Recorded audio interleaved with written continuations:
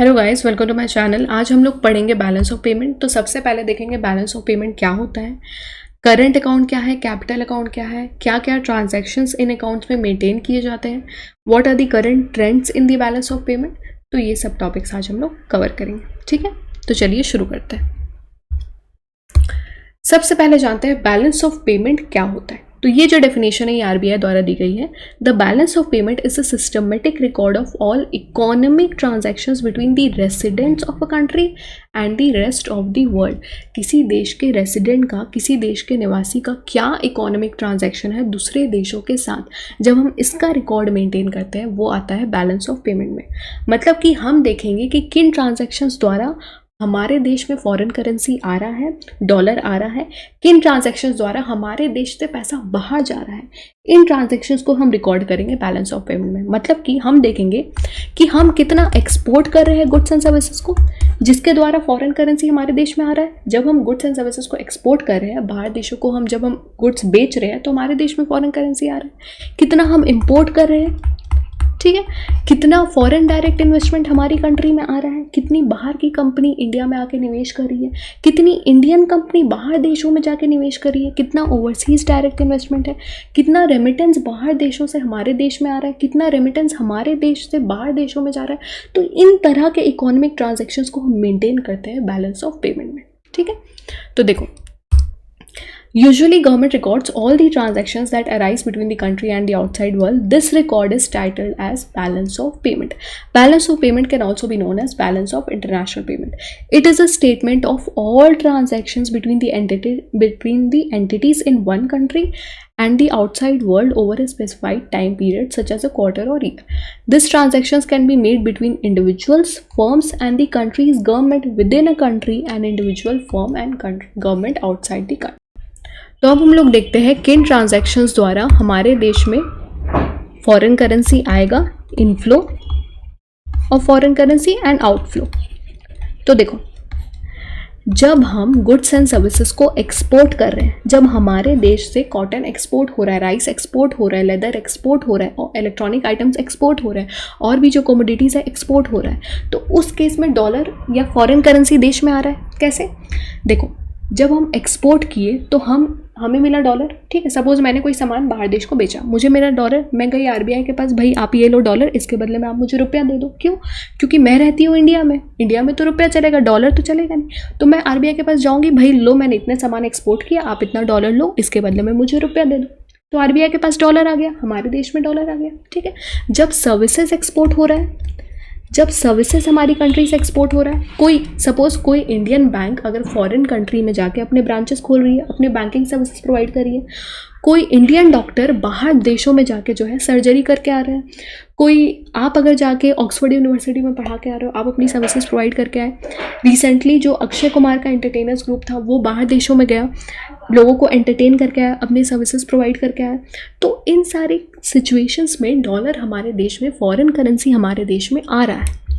और किन सिचुएशन में आएगा? जब हमारी कंट्री में आ रहा है फॉरेन डायरेक्ट इन्वेस्टमेंट, जब बाहर की कंपनी हमारे देश में निवेश करी है, कोई फॉरेन कंपनी है, कोई फॉरेन इन्वेस्टर है, जब हमारे देश में इन्वेस्ट कर रहा है, हमारे देश में आके फैक्ट्री खोल रहा है, अपनी इंडस्ट्रीज़ खोल रहा है, हमारे देश में आके जो है स्टॉक मार्केट में आके इन्वेस्ट कर रहा है, उसको बोलते हैं फॉरेन पोर्टफोलियो इन्वेस्टमेंट। जैसे कि देखो, जब हम बात करते हैं फॉरेन डायरेक्ट इन्वेस्टमेंट की, जैसे कि वॉक्सवैगन एक जर्मन बेस्ड ऑटोमोबाइल कंपनी है, वो पुणे में आके, औरंगाबाद में आके अपनी प्रोडक्शन यूनिट खोली। एलजी हो गया, सैमसंग हो गया, साउथ कोरियन बेस्ड कंपनी है, नोएडा में आके अपनी फैक्ट्री खोल रही है। McDonald's, Starbucks USA based company है, आके अपने ब्रांचेस इंडिया में खोल रहे हैं। तो इन सारे सिचुएशन में जब उन्हें इंडिया में इन्वेस्ट करना है तो वो डॉलर लेके आ रहे हैं। अब डॉलर में तो इन्वेस्ट नहीं कर पाएंगे इंडिया में तो चलता है रुपया।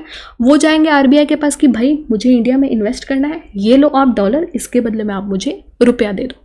तो आ गया आरबीआई के पास डॉलर, आ गया हमारे देश में डॉलर।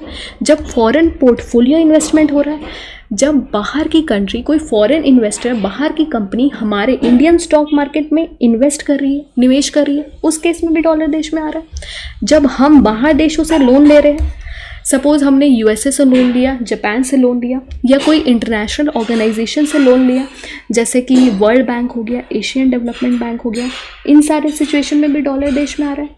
या हम लोगों ने लोन लिया था, ठीक है, सॉरी, या हम लोगों ने लोन दिया था और उसका इंटरेस्ट हमें मिल रहा है, ठीक है। हमने सपोज दूसरे देशों को लोन दिया था, उसके बदले में जो हमें इंटरेस्ट मिल रहा है वो भी तो इनफ्लो ऑफ फॉरेन करेंसी हुआ, वो हमें डॉलर में पेमेंट करेंगे, वो हमें फॉरेन करेंसी में पेमेंट करेंगे।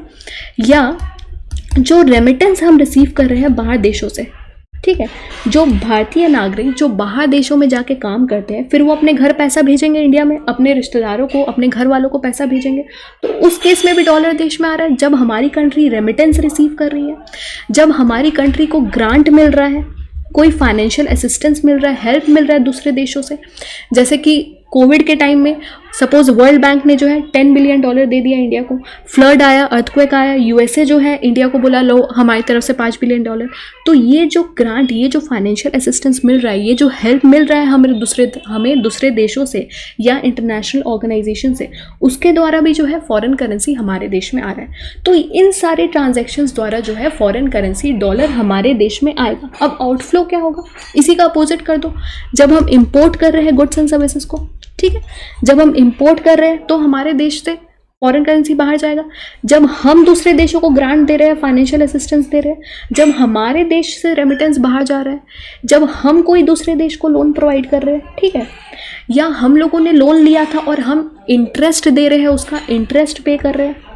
जब हमने दूसरे देशों से लोन लिया था तो हम उसका जो इंटरेस्ट पे कर रहे हैं, उस केस में भी जो है डॉलर देश से बाहर जा रहा है। और क्या, ओवरसीज डायरेक्ट इन्वेस्टमेंट। इसका मतलब देखो, सपोज कोई इंडियन कंपनी है जो बाहर देश में जाके निवेश करना चाहती है, बाहर देश में जाके इन्वेस्ट करना चाहती है। सपोज कोई इंडियन कंपनी है जो यूएसए में जाके अपनी फैक्ट्री खोलना चाहती है, अपनी इंडस्ट्रीज खोलना चाहती है, या यूएसए के स्टॉक मार्केट में जाके इन्वेस्ट करना चाहती है, तो वो जाएगी आरबीआई के पास कि भाई आप ये लो रुपये, इसके बदले में मुझे डॉलर दे दो, क्योंकि मुझे यूएसए में निवेश करना है, यूएसए में तो रुपया चलेगा नहीं, यूएसए के लिए मुझे चाहिए डॉलर, तो आरबीआई उसको डॉलर देगी, तो डॉलर हमारे देश से बाहर जा रहा है, ठीक। तो इन्हीं तरह के ट्रांजैक्शंस को हम लोग रिकॉर्ड करते हैं बैलेंस ऑफ पेमेंट में। सपोज अगर कभी ऐसा हुआ कि इनफ्लो जो है वो कम हुआ, सपोज $450 बिलियन का इनफ्लो हुआ और आउटफ्लो जो है वो ज़्यादा हो गया, सपोज $500 बिलियन का हो गया, अब क्या करेगी आरबीआई?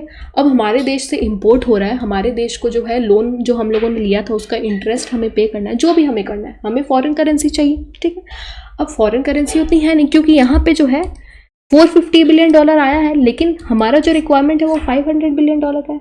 अब आरबीआई के पास क्या ऑप्शन है? या तो आरबीआई अपने फॉरेक्स रिजर्व से पैसा निकाल के दे सकती है, डॉलर निकाल के दे सकती है कि लो भाई ले लो आप। अगर आरबीआई के पास फॉरेक्स रिजर्व में भी नहीं होगा तो फिर आरबीआई लोन ले सकती है, सपोज वर्ल्ड बैंक से लोन ले सकती है, एशियन डेवलपमेंट बैंक से लोन ले सकती है कि भाई आप लो।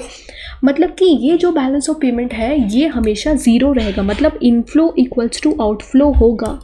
क्योंकि अगर ये गैप है, जैसे यहाँ पे $50 बिलियन का गैप है, हमें $50 बिलियन चाहिए क्योंकि हम लोगों ने इंपोर्ट किया था, हमें अब इंपोर्ट का पेमेंट करना है तो हमें $50 बिलियन चाहिए, तो आरबीआई क्या करेगी? अपने फॉरेक्स रिजर्व से निकाल के दे देगी कि लो भाई आप $50 बिलियन। अगर फॉरेक्स रिजर्व में भी नहीं होगा तो उसको लोन लेना पड़ेगा, वो कोई भी इंटरनेशनल ऑर्गेनाइजेशन से लोन ले सकती है, बाहर देशों से लोन ले सकती है, ठीक है। तो क्या होगा अगर अपोजिट सिचुएशन हो गया, सपोज इनफ्लो ज़्यादा हो गया, $500 बिलियन हो गया और आउटफ्लो कम हुआ, तब वो तो अच्छा है हमारी कंट्री के लिए क्योंकि हमारे पास अब ज़्यादा फॉरेन करेंसियाँ है। तो आरबीआई बोलेगी चलो अब इसको हम लोग फॉरेक्स रिजर्व में रख लेते हैं, ठीक है, हम लोग इसको फॉरेक्स रिजर्व में रख लेते हैं। मतलब जैसे भी करके हमें जो है बैलेंस ऑफ पेमेंट को ज़ीरो ही करना है, इनफ्लो इक्वल्स टू आउटफ्लो ही होगा हमेशा, ठीक है। क्योंकि आरबीआई या तो फॉरेक्स रिजर्व से निकाल के दे देगी अगर कम हुआ तो, या तो लोन ले लेगी, अगर ज़्यादा हुआ तो अच्छी बात है फॉरेक्स रिजर्व में ऐड कर देगी उसको आरबीआई, ठीक है। मतलब बैलेंस ऑफ पेमेंट जो है वो हमेशा ज़ीरो होगा। तो देखो, when all the elements are correctly included in the balance of payment, it should be zero in a perfect scenario. This means that inflows and outflows of fund should balance out.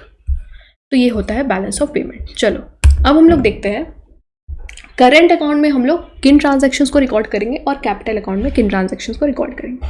तो current account और capital account में major difference ये है कि current account में हम उन transactions को रिकॉर्ड करते हैं जिन ट्रांजैक्शंस द्वारा हमारे देश की एसेट और लायबिलिटी पे कोई इफेक्ट नहीं होगा, और कैपिटल अकाउंट में उन ट्रांजैक्शंस को रिकॉर्ड करेंगे जिन ट्रांजैक्शंस द्वारा हमारे देश की एसेट और लायबिलिटी पे इफेक्ट होगा। एग्जाम्पल लेते हैं, देखो हम करेंट अकाउंट में रिकॉर्ड करते हैं export and import of goods and services. हम जो गुड्स को एक्सपोर्ट कर रहे हैं, हम कॉटन एक्सपोर्ट कर रहे हैं, लेदर एक्सपोर्ट कर रहे हैं, हम लोगों ने पेमेंट रिसीव किया, बात खत्म। हम जो इंपोर्ट कर रहे हैं गुड्स एंड सर्विसेज को, ठीक है, हम क्रूड ऑयल इंपोर्ट कर रहे हैं, हम लोगों ने पेमेंट किया, बात खत्म। क्या कोई फ्यूचर लायबिलिटी है? नहीं। क्या कोई उधार चढ़ा हम पे? क्या कोई देश की हमारी संपत्ति एसेट कम हुआ? नहीं। एसेट और लायबिलिटी पे कोई फर्क नहीं पड़ा जब हम एक्सपोर्ट और इंपोर्ट कर रहे हैं गुड्स एंड सर्विसेज का, जब हम रेमिटेंस रिसीव कर रहे हैं दूसरे देशों से, जब यहाँ के नागरिक बाहर जाके काम कर रहे हैं, अपने घर पैसा भेज रहे हैं, ठीक है। क्या कोई फ्यूचर लायबिलिटी है? क्या हमें ये पैसा वापस करना है? नहीं। जो डोनेशन हम रिसीव कर रहे हैं, जो हम गिफ्ट्स रिसीव कर रहे हैं, या हमारे देश से जो डोनेशन, जो गिफ्ट जा रहा है, कोई उधार तो नहीं चढ़ रहा है किसी के ऊपर, ठीक है। देखो, सपोज कोविड के टाइम में वर्ल्ड बैंक ने अगर इंडिया को $10 बिलियन दे दिया एज अ डोनेशन, हमें वापस नहीं करना है, कोई फ्यूचर लायबिलिटी नहीं है। यूएसए ने, यूके ने हमें जो है फ्लड आया इंडिया में, अर्थक्वेक आया, हमें थोड़ा बहुत हेल्प कर दिया, फाइनेंशियल असिस्टेंस दे दिया, तो जो गिफ्ट है, ग्रांट है, डोनेशन है, ये सब आ जाएगा करंट अकाउंट में, क्योंकि इसके कारण एसेट और लायबिलिटी पे कोई इफेक्ट नहीं आ रहा है। ना ही हमारे देश की संपत्ति कम हो रही है, एसेट कम हो रहा है, ना ही कोई हमारे ऊपर उधार चढ़ रहा है, लायबिलिटी बढ़ रहा है। ये तो तुरंत पेमेंट हो रहा है और सब कुछ जो है सेटल होते जा रहा है, ठीक है। जो इनकम हमारे देश में आ रहा है या हमारे देश से बाहर जा रहा है, जो हम क्या बोलते हैं, प्रॉफिट, जो सपोज कोई इंडियन कंपनी है जो बाहर के कंट्री में जाके, फॉरेन कंट्री में जाके निवेश कर रही है, ठीक है, अपनी फैक्ट्री खोल रही है, अपनी मैन्युफैक्चरिंग यूनिट खोल रही है, प्रॉफिट कमा के लाएगी, कोई फ्यूचर लायबिलिटी नहीं है, वहीं पे बात खत्म, ठीक है। पेमेंट हो गया, सेटलमेंट हो गया। इंटरेस्ट, सपोज हम लोगों ने लोन दिया, हम इंटरेस्ट रिसीव कर रहे हैं, ठीक है, वो भी आ जाएगा करंट अकाउंट में। जो डिविडेंड, जो हमारी सपोज कोई इंडियन कंपनी है जो बाहर के कंट्री में जाके स्टॉक मार्केट में, सपोज यूएसए के स्टॉक मार्केट में इन्वेस्ट करी, सपोज टाटा स्टील ने फेसबुक के 10% शेयर्स को खरीदा, डिविडेंड कमा के लाएगी, तो ये डिविडेंड, इंटरेस्ट और प्रॉफिट, ये सब भी आ जाएगा करंट अकाउंट में, क्योंकि इन ट्रांजैक्शंस द्वारा एसेट और लायबिलिटी पे कोई इफेक्ट नहीं पड़ रहा है। तो क्या क्या आता है करंट अकाउंट में? Export and import of goods and services, जो इनकम जो हमारे देश में आ रहा है या हमारे देश से बाहर जा रहा है, जो हम बाहर देश से प्रॉफिट कमा के ला रहे हैं, जो हम लोगों ने लोन लिया है, हम उसके लिए इंटरेस्ट पे कर रहे हैं, हम जो बाहर के स्टॉक मार्केट में इन्वेस्ट किए हुए हैं, यूएसए के, सपोज यूएसए के स्टॉक मार्केट में इन्वेस्ट किए हुए हैं, हमें वहाँ से डिविडेंड मिल रहा है, या हमारे देश से डिविडेंड जा रहा है, इंटरेस्ट जा रहा है, प्रॉफिट जा रहा है दूसरे देशों को, ये सब हम लोग रिकॉर्ड करेंगे करंट अकाउंट में, क्योंकि ना ही एसेट इफेक्ट हो रहा है, ना ही लायबिलिटी। जो हम गिफ्ट रिसीव कर रहे हैं, जो हम डोनेशन रिसीव कर रहे हैं, या हम बाहर देशों को दे रहे हैं डोनेशन और गिफ्ट, रेमिटेंस जो यहाँ इंडिया से जो बाहर देशों में जा रहा है, ये सब रिकॉर्ड होता है करंट अकाउंट में। कोई फर्क नहीं आ रहा है एसेट और लायबिलिटी में, ना ही हमारे ऊपर उधार चढ़ रहा है इन ट्रांजेक्शन्स द्वारा, ना ही हमारे देश की संपत्ति कम हो रही है। कैपिटल अकाउंट में देखो, जब हम जो लोन है वो आ जाएगा कैपिटल अकाउंट में, क्योंकि लोन के कारण तो हमारे ऊपर उधार चढ़ रहा है, ये हमारे ऊपर एक लायबिलिटी है। हम जो लोन दे रहे हैं हमें उसे वापस करना है भाई, हमें उसे वापस करना है, तो हमारे लिए लायबिलिटी है, ले लो उसको कैपिटल अकाउंट में। कैपिटल अकाउंट में क्यों लिए? क्योंकि लायबिलिटी बढ़ रहा है ना, जब हम लोन ले रहे हैं तो हमारी तो लायबिलिटी बढ़ रही है ना, तो उसको ले लो आप कैपिटल अकाउंट में। जो एनआरआई डिपॉजिट है, ठीक है, एनआरआई डिपॉजिट है, वो भी आ जाएगा कैपिटल अकाउंट में। क्यों? क्योंकि ये भी तो एक लायबिलिटी है हमारे देश के लिए। जो डिपॉजिट हम लोग जो रिसीव कर रहे हैं, जो डिपॉजिट है, वो बैंक के लिए लायबिलिटी है, हमारे देश के लिए लायबिलिटी है, हमें उसे वापस करना है, तो वो भी आप ले लो कैपिटल अकाउंट में। जो हम इन्वेस्टमेंट रिसीव कर रहे हैं बाहर देश से, foreign direct investment, foreign institutional investor जो हमारे देश में आ रहे हैं, मतलब कि देखो क्या हो रहा है कैपिटल अकाउंट में। कैपिटल अकाउंट में बेसिकली हम उन ट्रांजैक्शंस को रिकॉर्ड कर रहे हैं, देश की संपत्ति जो है हो सकता है कम हो रही हो और लायबिलिटी हमारे ऊपर चढ़ रहा है, लायबिलिटी भी हमारे ऊपर बढ़ रहा है। हम जब लोन ले रहे हैं तो हमारे ऊपर लायबिलिटी बढ़ा ना भाई, तो वो आप ले लो कैपिटल अकाउंट में। जो एनआरआई डिपॉजिट हम लोगों ने लिया, एनआरआई डिपॉजिट जो हम लोगों ने लिया, तो ये डिपॉजिटर का पैसा हमें वापस करना है। एनआरआई का जो डिपॉजिट है, लायबिलिटी चढ़ा हमारे ऊपर, इसको ले लो आप कैपिटल अकाउंट में। जो फॉरेन डायरेक्ट इन्वेस्टमेंट हमारी कंट्री में आ रहा है, यहाँ आके फैक्ट्री खुल रही है, प्रोडक्शन यूनिट खुल रही है। सपोज मेरा एक कंपनी है XYZ, ठीक है, कोई बाहर की कंपनी आई, सपोज मेरा कंपनी है XYZ, मेरा जो शेयर होल्डिंग है इस कंपनी में पूरा का पूरा 100% है, 100% मैं इसकी ओनर हूँ, पूरा शेयर जो है मेरे पास है। कोई बाहर की कंपनी आई, बोली कि नहीं भाई आप 100% क्या करोगे, आप मुझे जो है 50% दे दो इसका शेयर, आप 50% रखो, तो मेरी ओनरशिप तो कम हो गई ना। मेरी ओनरशिप मतलब भारतीय निवासी की ओनरशिप, एसेट कम हो गया। सपोज फेसबुक जो है टाटा स्टील को 50% शेयर्स को खरीद रही, ठीक है, फेसबुक ने टाटा स्टील के अगर 50% शेयर्स को खरीद लिया, पहले टाटा स्टील जो कि 100% पूरा शेयर होल्डिंग था, लेकिन कोई फॉरेन कंपनी आए उसके 50% शेयर्स को खरीद लिया, मतलब हमारे देश की संपत्ति तो कम हुई ना, एसेट कम हुआ ना, एसेट कम हुआ। भले ही डॉलर हमारे देश में आया, फॉरेन करेंसी हमारे देश में आया, लेकिन एसेट तो कम हुआ ना। तो इस ट्रांजैक्शन को आप दिखाओगे कैपिटल अकाउंट में। जब कोई बाहर की कंपनी आके इंडिया में निवेश कर रही है, इन्वेस्ट कर रही है, हमारे देश की संपत्ति कम हो रही है, भले ही डॉलर आ रहा है देश में, लेकिन देश की संपत्ति कम हो रही है। यही अगर इंडियन कंपनी अगर बाहर जाकर निवेश कर रही है, ओवरसीज डायरेक्ट इन्वेस्टमेंट अगर हो रहा है, उस केस में डॉलर देश से बाहर जा रहा है, लेकिन हमारे देश की संपत्ति, भारतीय निवासी की संपत्ति तो बढ़ रही है ना। टाटा स्टील ने अगर फेसबुक के 50% शेयर्स को अगर खरीद लिया, ठीक है, तो हमारे देश का, हमारे भारतीय निवासी का एसेट बढ़ा। तो इन ट्रांजैक्शंस को आप लोगे कैपिटल अकाउंट में, जिन ट्रांजैक्शंस द्वारा एसेट और लाइबिलिटी इफेक्ट हो रहा है। लोन लिया, हमारे ऊपर लाइबिलिटी चढ़ा, ठीक है। एनआरआई डिपॉजिट लाइबिलिटी है, हमें वापस करना है। जो बाहर की देश हमारे कंट्री में आके इन्वेस्ट कर रहे हैं, हमारे देश के निवासी का संपत्ति कम हो रहा है, डॉलर आ रहा है, ठीक है, संपत्ति कम हुआ, एसेट कम हुआ।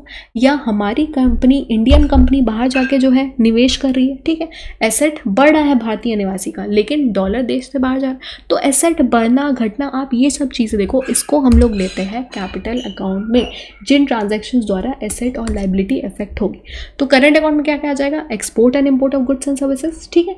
जो इनकम है, प्रॉफिट, इंटरेस्ट, डिविडेंड, ट्रांसफर में रेमिटेंस, डोनेशन, गिफ्ट आ जाएगा करंट अकाउंट में। कैपिटल अकाउंट में एफडीआई आएगा, एफआईआई आएगा, जो हम लोन ले रहे हैं, और जो एनआरआई डिपॉजिट है, ये सब आ जाएगा कैपिटल अकाउंट, ठीक है।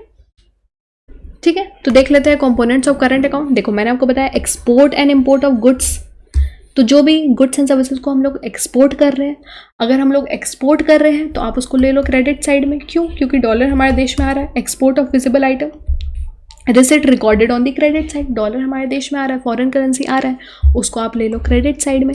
जो हम इंपोर्ट कर रहे हैं, बाहर देशों से हम सामान खरीद रहे हैं, उसको आप ले लो डेबिट साइड में। क्यों? क्योंकि देश से फॉरेन करेंसी बाहर जा रहा है, डॉलर बाहर जा रहा है। Export and import of services को भी आप लोगे करंट अकाउंट में। फिर यूनिलैटरल ट्रांसफर जो है, गिफ्ट हो गया, डोनेशन हो गया, ग्रांट हो गया, करंट अकाउंट।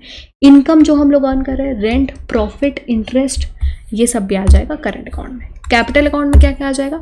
बोरोइंग, जो हम लोग लोन ले रहे हैं, ठीक है।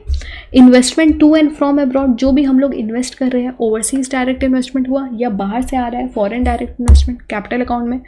Foreign direct investment, portfolio investment, change in foreign exchange reserve, NRI deposit, तो ये सब हम लोग ले लेंगे कैपिटल अकाउंट में, ठीक है। So that's it for today. If you like this video, please do subscribe to my channel and I'll see you in the next session. Till then, take care and bye bye.